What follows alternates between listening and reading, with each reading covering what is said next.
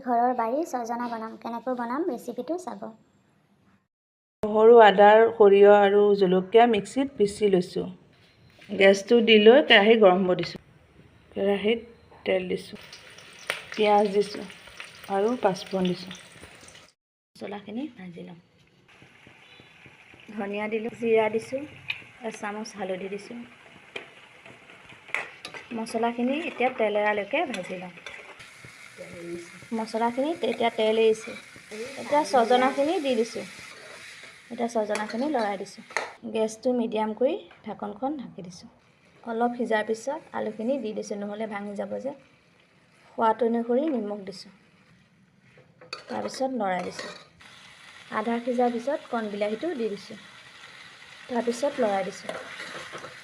ছজনা চব্জি হৈ গ'ল। এতিয়া গেছটো অফ কৰি দিম। ছজনা চব্জি এতিয়া নমাই থৈছোঁ।